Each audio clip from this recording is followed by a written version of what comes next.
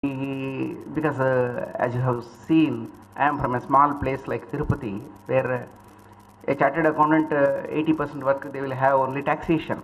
So I tried to get some a little bit expertise only in taxation. I have been dealing and dwelling in income tax only, but for the first time, Companies Act, the organizers and Sri Dhanapal, this good association and friendship, and Razu, they said, even if it is Companies Act, you are welcome, you please come. So they invited me all the way from Tirupati, only on their affection, say, for the sake of word, I have come. So that is the special effect. Coming to the topic, valuation. Though the Companies Act has been made short, but it is having the 17th chapter with one section. Of course, in the present Companies Act, there are 4 more chapters with single section. There are 4 more chapters with single section, 1 chapter with 2 sections, 1 chapter with 3 sections, 2 chapters with 4 sections. So like that they made the chapters. So the 17th chapter talks about registered valuation. The section is 247. Why this number? Because in the previous session, for nearly 1 hour, only on 447 we have been talking about 447. So after that, immediately we have come to the 247 section. So 42 added with 0, always talks about fraud 420. So the relationship of this 247 valuation is an art, is not an exact science. Definitely in everyone's life we have to value something or the other. In the morning also madam said, price is what we pay and value is what we get. Valuation is a process of estimating the worth. So what is its worth? For example, before my marriage, my wife would have valued me at a higher place. But after my marriage, now if you ask me what it is, it would have been depreciated like anything. So valuation is a subjective matter. It's not constant, or say it's not a thing to be seen. That's what there is a saying, to be on the lighter side. Immediately after the marriage, the boy will be listening to the girl for first 6 months. Next 6 months, the girl will be listening to the boy. 1 year over. Only after first 1 year, only neighbors will be listening to these 2 people's words. So that is the say. Things will vary. They will not be constant. So in these circumstances, what is the background? Why this section, a chapter, is brought in the Companies Act? In 1998, October 1st, when the Gift Tax Act is abolished, we have seen one lady chief minister, not South India, North India. Every occasion getting a garland of notes. So that made the income tax people think of bringing in from 2004 October 1st, indirectly section 56, gifts are taxable unless they are from close relatives. So similarly, though since morning I have been hearing, maybe yesterday also you would have heard, Satyam made this Companies Act come like this, Satyam made the Companies Act like this. But this section which made this, which prompted the government to bring this section, that is also from Andhra, don't worry, but not the Satyam. So there was one more famous man, floated some 263 companies, and in majority companies, 10 rupee share is issued for 500 rupees, 490 rupees share premium. Because by this time I would have understood who is that hero of that. So under the Income Tax Act, capital receipt not taxable. Share premium is a capital receipt, not taxable. Then how you got it? Sir, I asked somebody for how much I can issue the share. Your company share is worth 500. How do you say newly formed? You are going to earn, no?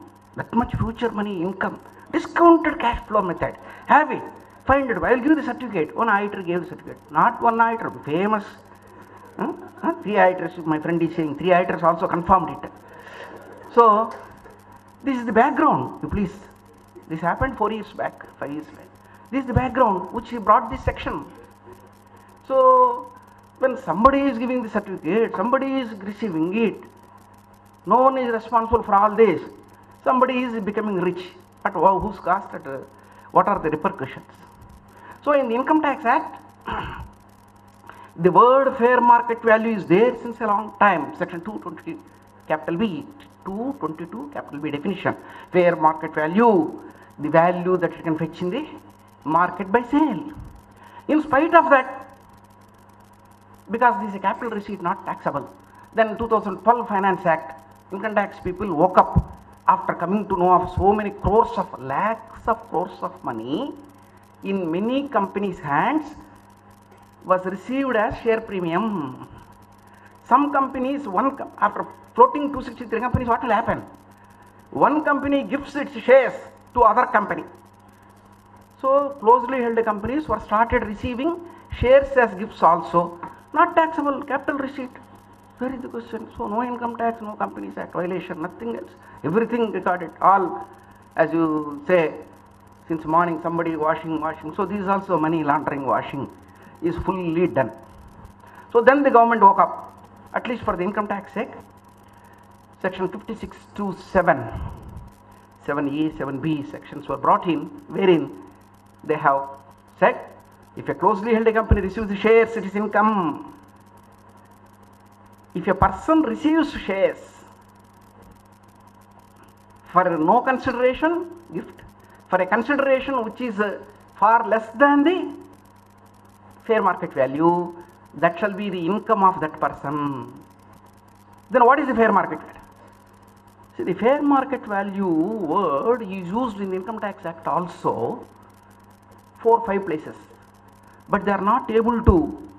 So for that sake, rules are brought in, amended Income Tax Act, just for this section's sake.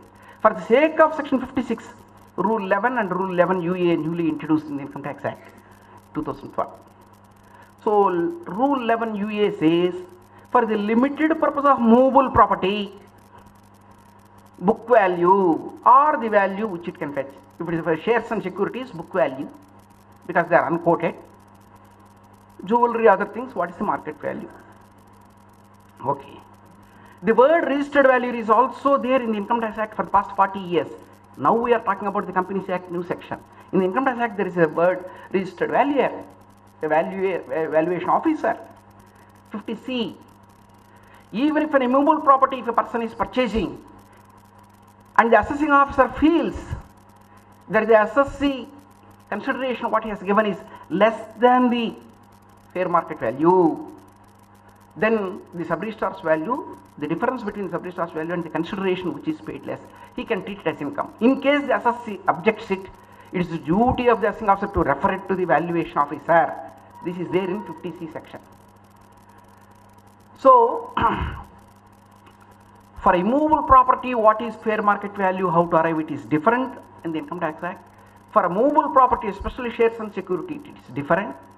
So in different sections, how to arrive the valuation was a subject matter in the Income Tax Act. Now in the real practical scenario, we are talking about the Companies Act. In the old Companies Act also, as in the morning they said, section 390 to 396A, we are having compromises, reconstruction, amalgamation. So in those circumstances, how to value the assets, how to arrive the real value of the shares, consideration, is it genuine?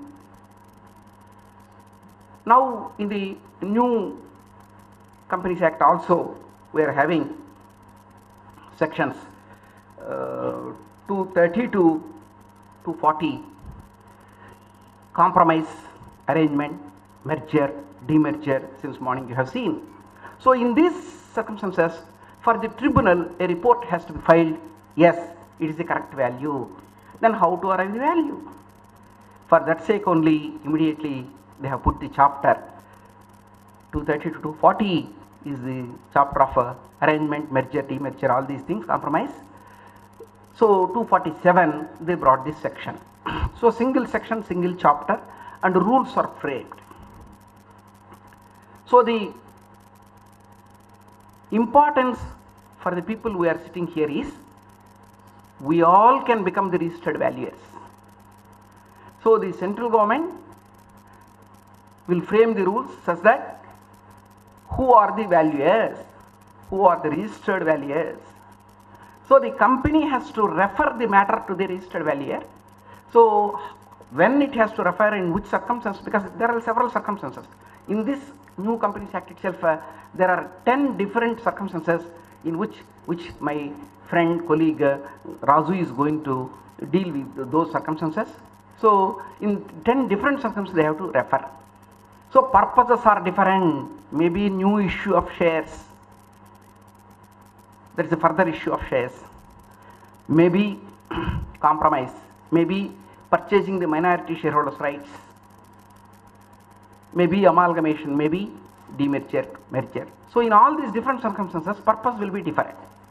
Then how the registered valuer has to value, methods of valuation. As we all know, maybe in CA final or any financial management course, anyone will be seeing that traditional methods of valuing are there. Say net profit capitalization method, or say revenue capitalization method, future revenues capitalization, discounted cash flow method, net assets method, or comparative companies, say multiple method. So like that many methods are there. Market value, if it is a listed company, the number of shares into market capitalization, that method. So several methods are. Which method has to be chosen, in which circumstances, and how to give the report form also is given. So all those details the paper writer will be presenting. But my insistence is, though it is so important, we too can, as professionals, maybe CS, because the eligibility is for all the people, CA, CS, SAA, MBA, for anyone can register also, maybe prescribed qualification is given, that's all. So but what is to be reminded, as earlier said, assignment, having the designated registered value will be pleasant. Report after giving, don't expect unpleasant things. That's what Mr. Paul has said. So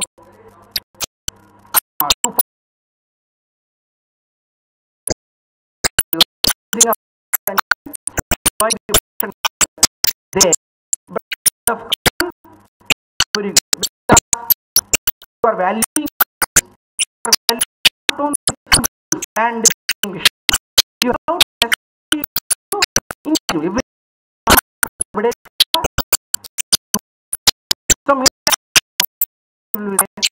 some intellectual property to be paid, trademark, that so many intellectuals will be there. How to value things may appear beautiful to me, cannot be beautiful.